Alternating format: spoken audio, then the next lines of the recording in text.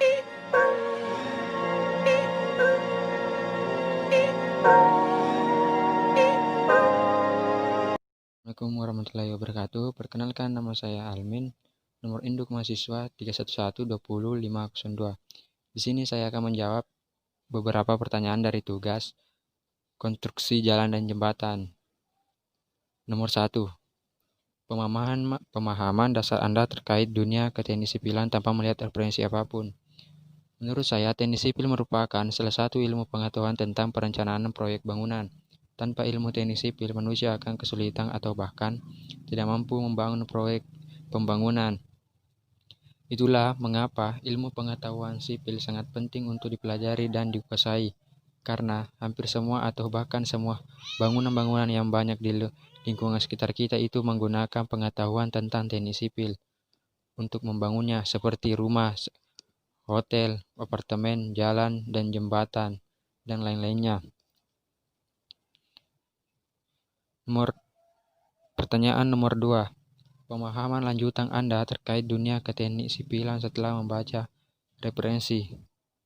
Teknik sipil merupakan salah satu cabang ilmu teknik tentang bagaimana merancang, membangun, dan merenovasi tidak hanya gedung dan infrastruktur, tetapi juga mencakup lingkungan untuk keselamatan hidup manusia.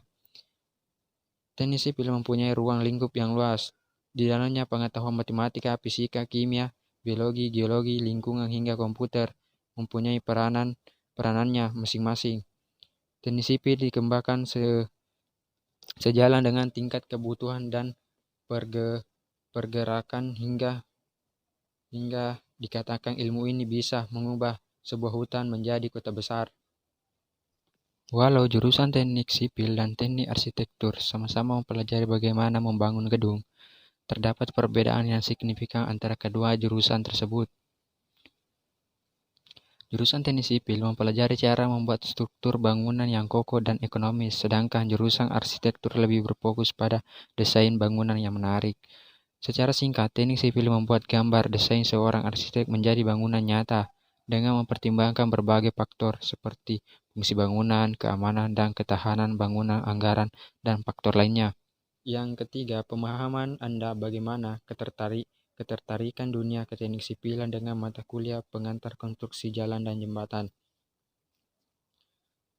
Menurut saya, dalam perencanaan pembangunan struktur jalan dan jembatan, ilmu keteknik sipilan akan saling melengkapi dengan ilmu fisika. Cukup banyak gejala alam yang dianalisa dan pembangunan sebuah struktur jalan dan jembatan.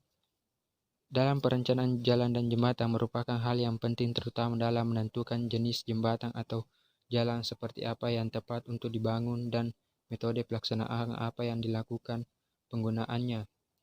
Metode yang tepat, praktis, dan aman sangat penting dalam penyelesaian pekerjaan proyek konstruksi jalan dan jembatan. Teknik perancangan jalan dan jembatan adalah salah satu ilmu teknik yang memspesialisasikan dalam perancangan dan pembuatan jalan dan jembatan, khususnya jalan bebas hambatan atau yang lebih dikenal dengan sebuah jalan tol. Program studi ini masih merupakan bagian dari jurusan teknik sipil, karena mempelajari tidak akan jauh-jauh dari teknik sipil, berbagai aspek dalam pembuatan jalanan jembatan mulai dari pembuatan desain jalan dan jembatan,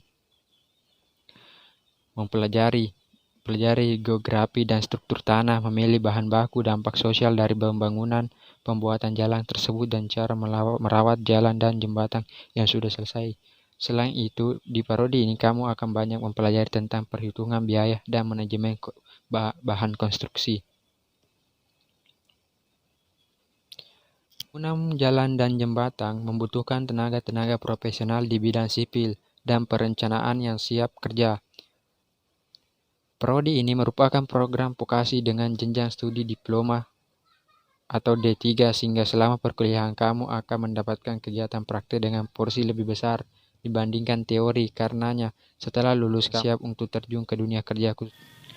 Ya, itulah tadi beberapa pemahaman saya mengenai jurusan teknik sipil dan mata kuliah konstruksi jalan dan jembatan. Lebih dan kurangnya mohon dimaafkan. Wabillahi taufiq wal hidayah. Wassalamualaikum warahmatullahi wabarakatuh.